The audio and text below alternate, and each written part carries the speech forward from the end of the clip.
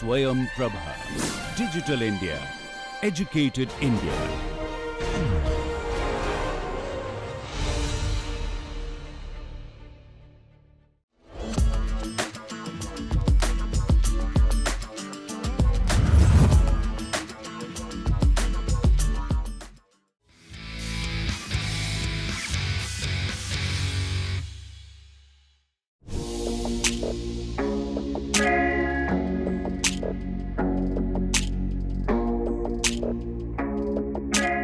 हम कॉमर्शलाइज नहीं गए, बट जब भी जाएंगे धमाका करेंगे मार्केट में। बस पेटेंट और कॉपीराइट का हम लोग वेट कर रहे हैं। With increasing crimes and frauds over internet, cybersecurity is the need of the hour, and an innovator named Rityunjay Singh is working towards it. Let's find out all about it from the man himself. मेरा नाम मृत्युंजय सिंह है। मैं पेशे से ethical hacker और forensic expert हूँ, और मैं फाउंडर हूँ विजियम सिक्योरिटी का। और मैं जो टेक्नोलॉजी पे काम करता हूँ, जैसे बग बाउंड्री हो गया, वल्नरेबिलिटी असेसमेंट हो गया, इन सब चीज़ों पे मैं काम करता हूँ। और मेरा 7 साल का एक्सपीरियंस है साइबर सिक्योरिटी पे। मैंने बहुत सारे साइबर फ्रॉड, साइबर क्राइम जैसे केसेस को मैंने सॉल्व किया है। अब हम आते हैं प्रॉब्लम्स पे। जनरली आज के डेट में इस डिजिटल वर्ल्ड में जनरली प्रॉब्लम क्या है? प्रॉब्लम आते हैं मैम, सबसे बड़ी प्रॉब्लम ये है कि अगर कोई ब्लैक हैट हैकर आपकी वेबसाइट को, आपके आइडेंटिटी को लॉस करने आता है, हैक करने आता है, तो सबसे पहले अपनी आइडेंटिटी को हाइड करता है। वो अपनी आइडेंटिटी हाइड करने के लिए प्रॉक्सी यूज करता है, वीपीएन यूज करता है और टूर ब्राउजर जैसी चीज़ों को यूज करता है, जिससे उसकी आइडेंटिटी हाइड हो जाती है। उसके बाद उसको कोई भी साइबर सिक्योरिटी एक्सपर्ट, चाहे कोई पुलिस वाला हो, चाहे कोई साइबर सिक्योरिटी एक्सपर्ट हो, चाहे कोई एथिकल हैकर हो, उसको ट्रैक नहीं कर सकता, क्योंकि उसकी आइडेंटिटी ऑलमोस्ट हाइड हो चुकी है। और उसकी आईपी जो होती है बम्प करते रहती है, कभी लंदन में, कभी यूके में, कभी यूएसए में, इन जगह जगहों पे जाते रहती है। तो इन सब जैसे हैकर्स को ट्रैक करना बहुत मुश्किल होता है। एक सबसे बड़ी प्रॉब्लम ये हो गई। अब दूसरी प्रॉब्लम हम बात करते हैं कि एक वेबसाइट ओनर्स जो होते हैं, जो स्टार्टअप्स होते हैं, जो वेबसाइट ओनर्स होते हैं, उनको एक प्रॉब्लम फेस होती है। उनकी वेबसाइट पे स्पैमर्स आते हैं, बॉट्स आते हैं, जिससे उनकी वेबसाइट की रैंकिंग नीचे डाउन हो जाती है। ये कौन करता है? उनकी कंपटीटर्स करते हैं, उनकी रैंकिंग को नीचे गिराने के लिए। ये एक जैसी प्रॉब्लम है, जिससे ब्लैक हैट हैकर्स को ट्रैक करना, वेबसाइट को रैंकिंग को ऊपर करना, इन सब चीज़ों को लेके अभी तो प्रॉब्लम हो गए। इसका सोल्यूशन क्या था? पहले इसका सोल्यूशन ये था कि जनरली किसी की वेबसाइट हैक हो जाती थी, तो क्या करते थे, कोई आईटीज कंपनी किसी एथिकल हैकर को, साइबर सिक्योरिटी एक्सपर्ट को उन लोग हायर करते थे, उनके मुताबिक वो पेमेंट करते थे। उसके बाद वो हैकर्स क्या करते, उनके डेटा की रिकवरी करते थे, उनकी वेबसाइट को सही करते थे। ये था कि मतलब मनमौजी, मतलब मैं अपना एग्जांपल दूं तो जनरली मैं लाख, 2 लाख, 3 लाख रुपए चार्ज करता था किसी की वेबसाइट को सही करने के लिए। बट मैंने इस प्रॉब्लम को फेस किया, क्यों ना, ये तो बड़ी कंपनी तो पैसे देने के लिए है, दे सकती है, बट जो स्टार्टअप्स कंपनी है, जो छोटे कंपनी, वो इतने पैसे कभी नहीं दे पाएंगे। इसी प्रॉब्लम का सोल्यूशन लेके आया है विजियम सिक्योरिटी। विजियम सिक्योरिटी एक सॉफ्टवेयर सोल्यूशन है, software as a service solution है, जो क्या करता है, आपकी वेबसाइट को सिक्योरिटी प्रोवाइड करता है। कैसे? आपको कुछ नहीं करना है, विजियम सिक्योरिटी पे जाके हमारे लाइसेंस को परचेज करना है। लाइसेंस मिलने के बाद अपने डोमेन से उसको कनेक्ट कर देना। डोमेन से कनेक्ट होने के बाद अब उसके बाद आपकी वेबसाइट की सिक्योरिटी की जिम्मेदारी हमारी हो गई। उसके बाद क्या होता है कि आपकी वेबसाइट पे कोई भी विजिट करेगा, लाइक कोई इन यूजर विजिट कर रहा है, कोई ट्रैफिक विजिट कर रहा है, कोई ब्लैक हैट हैकर विजिट कर रहा है, कोई साइबर सिक्योरिटी विजिटर विजिट कर रहा है आपकी वेबसाइट को, तो उसका A to Z information website owner के पास होगी। लाइक कि जो बंदा हमारी वेबसाइट पे विजिट किया है, उसका नाम क्या था, कौन से ब्राउजर से आया है, कौन से डेट को आया है, कौन से टाइम को आया है, कौन सी ऑपरेटिंग सिस्टम से आया है, तो मतलब एक एक इन्फॉर्मेशन रहेगी। और सबसे जो बड़ी प्रॉब्लम थी वेबसाइट हैकिंग, जो अपनी आइडेंटिटी को हाइड करके की जाती थी। तो इसमें क्या करते हैं कि आप हमारा सॉफ्टवेयर क्या करता है, अगर कोई बंदा अपनी आइडेंटिटी, जैसे लाइक प्रॉक्सी यूज करके आ रहा है, वीपीएन यूज करके आ रहा है, टोर यूज करके आ रहा है, अपनी आइडेंटिटी को हाइड करके आ रहा है, तो हमारा सॉफ्टवेयर उसको डिटेक्ट कर लेता है और उसको वेबसाइट पर विजिट करने से पहले ही उसको रोक देता है, आपको हमारी इस वेबसाइट पर विजिट नहीं कर पाता है। अब दूसरा ऑप्शन है कि अगर कोई बंदा अपनी आइडेंटिटी बिना हाइड किए आपकी वेबसाइट को हैक करने आता है, तो इजीली 5 से 10 मिनट के अंदर ट्रैक हो जाए, क्योंकि उसका आईपी एड्रेस हमारे सर्वर में स्टोर हो जाता है। तो कोई भी ब्लैक हैट हैकर कभी भी गलती नहीं करेगा। सॉफ्टवेयर हमारा कैसे काम करता है, ये यूजर पैनल, तो उसके लिए हम यहाँ पे डेमो एडमिन पैनल पर क्लिक करते हैं। सॉफ्टवेयर हमारा एडमिन पैनल खुल जाता है, security.vigiumsecurity.com। अब हमारा सर जो पैनल आप देख रहे हो ना, यूजर पैनल है। जो वेबसाइट हमारा जो इंड कस्टमर जो परचेज करेगा हमसे लाइसेंस, वो उसको ऐसा एक डैशबोर्ड मिलेगा, वहीं से क्या करेगा, अपनी वेबसाइट का कंप्लीट मैनेजमेंट करेगा कि उसकी वेबसाइट पे कितने अभी तक अटैक्स हुए हैं, कितने बैड बोट आए हैं, कितने प्रॉक्सीज आए हैं, कितने स्पैमर्स आए हैं, इस सब नंबर में डेटा उसको दिखेगा। उसके बाद ये सारा बैड बोट्स, प्रॉक्सी, स्पैमर्स का नंबर भी यहाँ पे आप देख सकते हो। यूजर के पास राइट है कि वो अपनी वेबसाइट को किसी फीचर्स को ऑन कर सकता है, ऑफ कर सकता है, या फिर बैड बोर्ड देख सकते हो। मैंने कुछ सारे फीचर्स को ऑफ करके रखे हुए हैं। ये मतलब एक डेमो पैनल है, यूजर को इन कस्टमर जो परचेज करने आएगा वो पहले हमारा सॉफ्टवेयर का डेमो देखेगा, उसके बाद वो परचेज करेगा उसके लिए। एक सबसे बड़ी खासियत है, अब सबसे IP वाइट लिस्ट में आते हैं। इसकी खासियत सर यहाँ पे आप ये डिसाइड कर सकते हो कि आपकी वेबसाइट पे कौन से बंदा कौन से शहर से विजिट करेगा। मान लो कि अपनी abc.com वेबसाइट यूजर बनाता है, तो चाहता है कि मेरे वेबसाइट पे सिर्फ इंडियन यूजर आए, बाकी किसी कंट्री से हमारे वेबसाइट पे नहीं, पाकिस्तान से नहीं, नेपाल से नहीं, तो पाकिस्तान की IP को चाहे तो पाकिस्तान कंट्री को बैन कर देगा, तो उसकी वेबसाइट पाकिस्तान में नहीं खुलेगी और दूसरे शहरों देशों में नहीं खुलेगी। वो चाहता है कि बंदा यूके में ना खुले तो यूके में नहीं खुलेगी। तो ये बंदा वहाँ से इंड कस्टमर डिसाइड कर सकता है, उसके पास से राइट है, उसके पास से पावर है। उसके बाद आते हैं वार्निंग पेज। अगर आपकी वेबसाइट पे कोई बंदा कोई हैकिंग करने की कोशिश करता है इन कस्टमर पे, तो उसको ऐसे ऐसे वार्निंग्स मिलेंगे, प्रॉक्सीज के, स्पैमर्स के, बैंड IP के, बैंड कंट्री, ये बैंड कंट्री भी दिखेगा। अगर कोई बंदा विजिट कर रहा है बैंड कंट्री से, तो उसका ऐसा नोटिफिकेशन मिलेगा।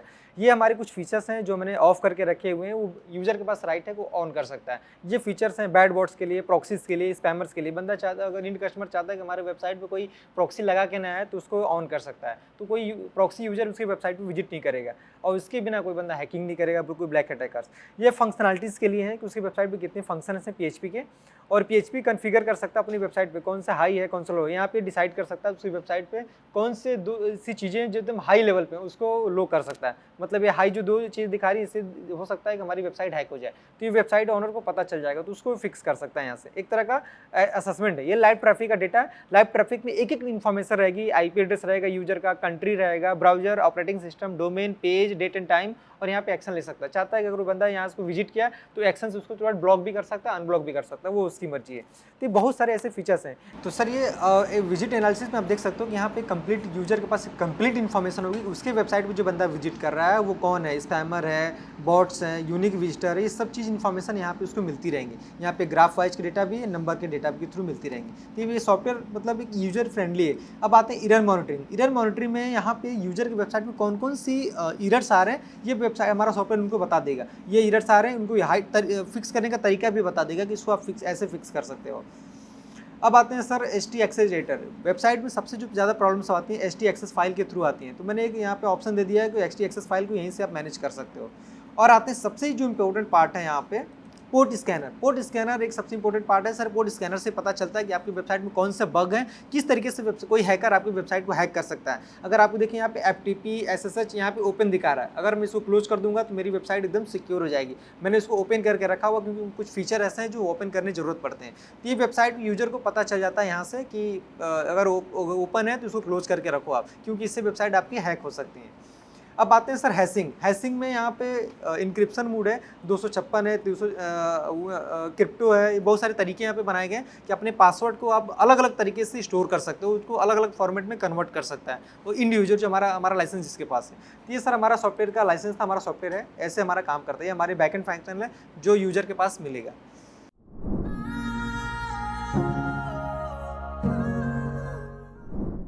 सबसे बड़ी जो स्टार्टअप्स की ज़्यादा प्रॉब्लम है ना, एक टीम और एक फंडिंग। और मैं अपनी प्रॉब्लम बताऊं, मुझे अगर फंडिंग की बात करें तो मुझे अटल इंक्यूबेशन सेंटर के सपोर्ट से मुझे फंडिंग मिला है, सीड फंडिंग जो non refundable grant UP IT policy के थ्रू मुझे मिला हुआ। मेरा पेटेंट भी इन प्रोसेस में ऑलमोस्ट कंप्लीट हो गया है। अब मैं दूसरी स्टार्टअप, जैसे मैं अपने एग्जांपल लेता हूं कि जो सबसे बड़ी प्रॉब्लम आती है टीम की। अब बनारस शहर में क्या होता है मैम कि टीम बनाना, अपनी टेक्नोलॉजी को डेवलप करने के लिए टीम बनाना सबसे इंपॉर्टेंट था, और टीम को फिर सैलरी देना, टीम सैलरी देने के लिए फंड होना चाहिए। तो स्टार्टअप इन्हीं दो जगहों पे मार खा जाते हैं। मैं जब स्टार्टिंग में जब अपने स्टार्टअप को लॉन्च किया, पहले मैं गवर्नमेंट जॉब में था, गवर्नमेंट जॉब रिजाइन करके जब मैं इसमें आया, साइबर सिक्योरिटी एक्सपर्ट था। फिर मैं जब अपनी स्टार्टअप कंपनी शुरू किया तो मुझे फंड का इशू नहीं था, क्योंकि मेरे सैलरी मेरे पास बहुत थे। बट फिर भी मेरे फादर ने मुझे 20 लाख रुपये मुझे बूटस्ट्रैप के थ्रू मुझे सपोर्ट किया था कि लो अपनी कंपनी स्टार्ट करो तुम। और मुझे उन्होंने कभी प्रॉब्लम नहीं हुई कि ठीक है तुम गवर्नमेंट जॉब छोड़ो, जो भी कर रहे हो। मैं बता दूं कि मैं उत्तर प्रदेश के सबसे आखिरी गाँव से बिलोंग करता हूँ, जो उत्तर प्रदेश और बिहार के आखिरी गांव है। वहाँ पे अभी भी ईमानदारी से बताऊं तो बिजली दिन भर नहीं आती है वहाँ पे दिन भर अभी भी बिजली नहीं आती है। और मैं अपने डिस्ट्रिक्ट का पहला प्रोफेशनल हैकर हूँ जो आज तक कि मैंने मोर देन 10 करोड़ के आसपास रुपए से भी ज़्यादा मैंने रिकवरी करी है, लोगों की हेल्प करे मैंने बिना पैसे के। जब मैं छोटा था तो मैं बचपन से बैक बेंचर रहा हूँ। मैं आगे वाली सीट अगर क्लास में खाली भी रहती तो मैं पीछे ही जाके बैठता था। तो मैंने क्या करा कि बीच में क्या हुआ, मैं 10th जब पास आउट किया, मेरे पापा के सहयोग से मैं पास हुआ। मैं फिर से कह रहा हूँ बैक बेंचर था, फिजिक्स केमिस्ट्री मैथ मुझे आज तक नहीं आया। बट मुझे पता था कि मैं IT का किंग हूँ, और मैं आज से हैकिंग नहीं कर रहा हूँ, मैं हैकिंग में 12th क्लास से कर रहा हूँ मैं हैकिंग। मेरी एक लड़ाई होगी छोटी सी, 10th क्लास में था, मेरे पिताजी जॉब करते थे रायपुर छत्तीसगढ़ में। मेरी एक लड़ाई होगी छोटी सी, मेरे पिताजी क्या करे कि लड़ाई से मतलब मैं लड़ाई करते रहता था, तो मेरे पिताजी मुझे ले गए अपने पास कि छोड़ो, मम्मी के पास नहीं रहोगे तो मेरे साथ चलो शहर रायपुर चलो। पापा ने मेरे को वहाँ पे 2 साल रखा इस तरह, बस कोई एडमिशन कुछ भी नहीं हुआ। बट पापा ने मुझे वहाँ पे छोड़ दिया था कि जो करना है करो, बट तुम कुछ करना नहीं है। बस जॉब जाते थे, शाम को आते थे। बट उसी 2 साल के दौरान मैंने बड़े बड़े हैकिंग मैंने सीख ली। मैं रायपुर में बड़े बड़े हैकर्स के टच में आ गया था। बहुत अच्छी हैकिंग करने लगी। मेरे सबसे पहले जो हैकिंग थी, रायपुर के जो इलेक्ट्रिक बसेस थी उसको मैंने हैक करी थी और फ्री में ट्रैवल करा काफ़ी दिन तक। कुछ दिन तक जेल में भी रहा, फिर मैं बाहर निकला। उसके बाद पिताजी को लगा कि नहीं, उसको फिजिक्स केमिस्ट्री तो नहीं आता है बट इस फील्ड में कुछ अच्छा कर सकता है। फिर पिताजी ने मुझे तैयारी कराई, मैंने NIT क्वालिफाई करा, बीटेक करा। बीटेक करते करते मैं प्रो लेवल का हैकर हो गया था। Pro level in the sense कि मैंने बड़े बड़े ऑर्गेनाइजेशंस के लिए हैकिंग करना, मतलब और भी चीज़ें जो मैं बता नहीं सकता। वहाँ पे हैकिंग करने के बाद फिर मेरी गवर्नमेंट जॉब लग गई वहाँ पे। जैसे बीटेक फाइनल ईयर में था तभी मेरी गवर्नमेंट जॉब लग गई साइबर सेल में। तो फिर मेरे को उसमें लगा कि मैं इसमें सक्सेस नहीं हूँ, मैं इसमें काम नहीं कर सकता। उसके रहते भी बहुत सारी कंपनी के लिए काम किया, जैसे TCS, पेटीएम, मेकमाइटी, इन सब चीज़ों में बैक बाउंड्री किया, पैसे कमाया बहुत बैक बाउंड्री करके। फिर मुझे ऐसा लगा कि मुझे पढ़ना चाहिए और पढ़ना चाहिए। मैंने जॉब रिजाइन करी अपनी, पापा का जॉब खत्म हो गया था, पापा आ गए, मैं 1 साल एक्स्ट्रा वहाँ पे रहा। फिर वापस मैं भी, अब मुझे लगा, मैं मम्मी से बहुत दिन तक दूर रहा था। मैं बोला मैं घर चलता हूँ। मैं घर आया, घर आने के बाद सोचा करना क्या है मुझे नहीं समझ में आ रहा था। बट मैंने जो प्रॉब्लम मैंने फेस करी थी कि मुझे जब किसी के लिए हैकिंग करनी होती थी ना, मैं पहले ब्लैक हैट हैकर था। तो मैं क्या करता था, अपनी आइडेंटिटी को हाइड करता था। अपनी आइडेंटिटी हाइड करता था, उसके बाद किसी के लिए हैकिंग करता था। क्योंकि मैं अपनी आइडेंटिटी हाइड नहीं करता तो सामने वाला मुझे 5 मिनट के अंदर ही ट्रैक कर लेता। और एक छोटा सा और एग्जाम्पल दूंगा कि सब जब हमें जॉब की ज़रूरत थी, साइबर सेल की जॉब मुझे कैसे लगी। मुझे 5 बंदे मेरे साथ हैकिंग करते थे। हमने क्या करा, जब बीटेक कंप्लीट करा तो रायपुर में एक चौक है जिसको कहते हैं घड़ी चौक। घड़ी चौक बहुत बड़ा चौक है, वहाँ पे मोर देन 100 से ज़्यादा कैमरे लगे हुए हैं। हमने प्लान करा इस कैमरे को हैक करेंगे हम लोग, टेस्ट करने के लिए। और जो टेक्नोलॉजी हमने यूज की थी, हमारे गुरुजी ने हमें सिखाया था। उस गुरुजी के पास वो टेक्नोलॉजी थी उस कैमरे को हैक करने के लिए। हमने कैमरा हैक कर लिया। उसके बाद कैमरा हैक करने के बाद टाइम हम लोग का ख़राब था, किसी ने ATM लूट लिया वहाँ पे। वो हम लोग से कोई मतलब नहीं था, वो ब्लेम हम लोग के ऊपर आ गया कि मतलब वो बड़े गुरुजी हमारे बहुत फेमस थे वहाँ पे। तो गुरुजी जैसे ही सिस्टम पे बैठे देखने के लिए, उनको पता चल गया कि टेक्निक तो जिनको मैंने सिखाया उन्होंने किया है। हमने कैमरा तो हैक किया था बट हमने ATM नहीं लूटा था। हमने विश्वास दिला दिया कि हमने कुछ नहीं किया। हम लोग का जो मोटिव था कैमरा हैक करने का कि हम लोग को पकड़े जाएंगे ना तो हमें पक्का जॉब का ऑफर आएगा। अब वही हम लोग के साथ हुआ। वहाँ के पुलिस ने डिपार्टमेंट से ऑफर आया कि ठीक है तुम लोग हम लोग के लिए काम करो। सब बंदे अलग अलग डिपार्टमेंट में चले गए, सबको जॉब मिल गया। उसके बाद सब उसमें गवर्नमेंट जॉब में चले गए। उसके बाद 6 महीना 7 महीना कोई जैसे जॉब किया, लेकिन सबको लगा, कोई बंदा फिर वापस TCS में चला गया, कोई बड़े पैकेज में, कोई US चला गया। मुझे लगा कि मुझे स्टार्टअप करना चाहिए। मैंने भी जॉब रिजाइन करके अब मैं घर आ गया। बट मैंने जिस टाइप से मैं हैकिंग करता था, मुझे पता था कि हैकर हैकिंग कैसे करते हैं। सारे प्रॉब्लम्स मुझे पता, सारे ट्रिक मुझे पता थे, बड़े बड़े ट्रिक्स मुझे पता थे। उसी प्रॉब्लम को सोल्यूशन लेके मैं आया VGM सिक्योरिटी। उसको बनाने का मोटिव यही था कि जो ब्लैक हैट हैकर्स हैं उनको पकड़ना बहुत मुश्किल होता है। उनका काम ही बस होता है आपको परेशान करना, आपसे पैसे हटना। मैंने बड़े बड़े केसेस सॉल्व करे जो ब्लैक हैट हैकर 20-20 करोड़ रुपए मांगे हैं रिश्वत के रूप में। अगर आपको इसको सही करना है तो 20 करोड़ चाहिए, अदरवाइज हम सॉल्व नहीं करेंगे। तो मैंने VGM सिक्योरिटी बनाया। VGM सिक्योरिटी वेल टेस्टेड है, काम भी करता है, काफ़ी कंपनी 400 से ज़्यादा लोग यूज़ भी कर रहे हैं। हम कॉमर्शलाइज नहीं गए बट जब भी जाएंगे धमाका करेंगे मार्केट में। बस पेटेंट और कॉपीराइट का हम लोग वेट कर रहे हैं।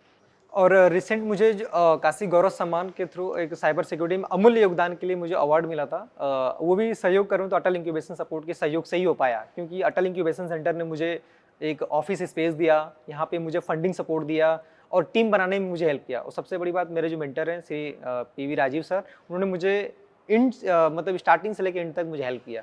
फंडिंग प्रोसेस में, टीम बनाने में, पेटेंट रजिस्ट्रेशन में भी उन्होंने ही हेल्प किया मुझे। मैं बहुत सारे ऑर्गेनाइजेशन से जुड़ा हूँ। अब जो मेरी कंपनी VGM सिक्योरिटी बेसिकली सिर्फ ब्लैक हैट हैकर्स के लिए ही काम करती है। जो ब्लैक हैट हैकर जो आपकी वेबसाइट को सिक्योरिटी, आपके पैसे को हानि पहुंचाना, आपकी न्यूड वीडियो कॉल, जिसमें अभी लेटेस्ट चल रहा है न्यूड वीडियो कॉल, जिसमें क्या करते हैं न्यूड वीडियो कॉल बना के आपको ब्लैकमेल किया जाता है। मैंने मोर देन 500 केसेस मैंने ऐसे सॉल्व करे हैं। उसमें छोटे छोटे बच्चे जो 18 साल के, 19 साल के, 20 साल के बच्चे जो फंस गए वीडियो कॉल के थ्रू, उनको मैंने बचाया। मैंने अभी तक मोर देन 1000 से ज़्यादा साइबर सिक्योरिटी केसेस सॉल्व किए, जिसमें से सबसे ज़्यादा जो केस मेरे पास रहा है सिर्फ nude video call, online cyber fraud, money fraud, इन सब चीज़ों को लेके रहा है।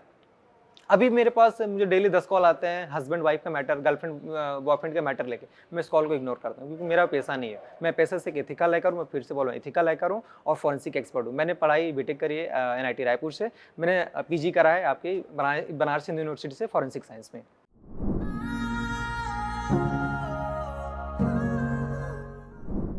विजन एकदम क्लियर है कि आने वाले टाइम में आपको देख रहे हो कि नरेंद्र मोदी जी का जो विजन है डिजिटल हब, सब कुछ डिजिटल होते जा रहा है। जैसे सब कुछ डिजिटल होगा ना, सब वैसे भी साइबर फ्रॉड्स बढ़ते जाएंगे, वैसे साइबर क्राइम्स बढ़ते जा रहे हैं। तो उसी चीज़ को रोकने के लिए विजन सिक्योरिटी का विजन एकदम क्लियर है कि आने वाले टाइम में एकदम मतलब पहले जो हमारे जो कंपटीटर्स हैं, जो विजन सिक्योरिटी से और भी जो कंपनी है, जो बाहर की कंपनी है, उनके जो लाइसेंस है मोर देन 2 लाख 3 लाख रुपए के लाइसेंस है, उनको कौन अफोर्ड करता है? इंडस्ट्रीज, बड़े बड़े बिजनेसमैन उनको अफोर्ड करते हैं। बट जो छोटे स्टार्टअप्स हैं, जो अभी स्टार्टअप्स कर रहे हैं, जो मीडियम क्लास में जो अपनी कंपनी छोटे स्टार्ट कर रहे हैं, तो उनको लाइसेंस देने के लिए मैंने विजन सिक्योरिटी कंपनी बनाई। विजन सिक्योरिटी क्या करता है? उनके जो टारगेट क्लाइंट्स हैं, MSMEs हैं, स्टार्टअप्स हैं, ये सब छोटे क्लाइंट्स हैं। मैं बड़े बड़े इंडस्ट्रीज को टारगेट नहीं करता हूँ। उनको टारगेट करने के लिए खुद मुझे कॉन्टेक्ट करते हैं, फिर मैं उनको मैनुअल हेल्प करता हूँ। बट मेरा जो लाइसेंस है 2000 रुपये से स्टार्ट होता है। मैं 2000 रुपये का लाइसेंस बेचता हूँ, ईयरली चार्ज होता है। जबकि ये सेम इस फीस का जो लाइसेंस होता है दूसरी जो कंपनी दे रही है 2 लाख 2.5 लाख रुपए के चार्ज उनके हैं, जो सिर्फ बड़े बड़े इंडस्ट्रीज वाले ही ले पाएंगे।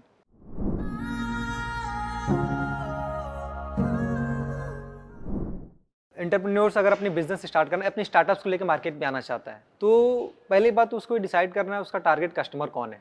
ऐसा नहीं है कि किसी कॉपी कैट प्रोडक्ट उठाया मार्केट में आ गया, पहले वो डिसाइड कर ले उसका टारगेट कस्टमर कौन है, इनोवेटिव है कि नहीं है। ऐसा नहीं है कि अमेजोन भी अमेजोन की तरह खुद की ई-कॉमर्स वेबसाइट बना ली, स्टार्टअप उसको बना ली, तो उसको स्टार्टअप नहीं कहते हैं। या फिर कोई भी चाय का ठेला बना ले तो उसको स्टार्टअप नहीं कहते हैं। ठीक है, स्टार्टअप जनरली वो होता है जो किसी बड़े प्रॉब्लम का सलूशन लेके आता है, बड़े प्रॉब्लम का सलूशन।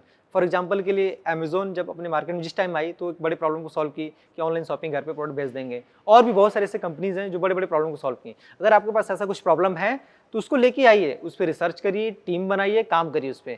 उसके बाद सबसे पहले तो अगर आपको लगता है कि आपको हेल्प की ज़रूरत है, फंड की ज़रूरत है, टीम की ज़रूरत है, ऑफिस की ज़रूरत है, तो अपने नियरेस्ट किसी इंक्यूबेशन सेंटर से विजिट करिए। वो आपको हेल्प करेंगे टीम बनाने में, आपको फंडिंग में हेल्प करेंगे, और भी जो गवर्नमेंट की जो स्टार्टअप्स की पॉलिसी है उससे आपको कनेक्ट करेंगे, तो इसमें आपको बहुत अच्छा फायदा मिलेगा। आपके पास फंड नहीं है तो भी इंक्यूबेशन सेंटर से विजिट करिए, इंक्यूबेशन सेंटर आपको बहुत हेल्प करेगा। जैसे मुझे तो उन्होंने इंक्यूबेशन सेंटर, अटल इंक्यूबेशन सेंटर ने मुझे इन टू एंड हेल्प किया है, जैसे कि या फिर पेटेंट रजिस्ट्रेशन कह लो, या फिर फंडिंग का कह लो, या फिर टीम बनाने में कह लो, या फिर ऑफिस कह लो। आप इस ऑफिस हमारा देख रहे हो IIT बनारस यूनिवर्सिटी की इस बिल्डिंग में, तो मुझे बहुत अच्छा हेल्प मिला है। तो अगर आप अच्छा कुछ कर रहे हो तो करो उसको, क्योंकि कभी किसी चीज़ का अंत नहीं होता है, हर आखिरी चीज़ उसकी शुरुआत ही होती है।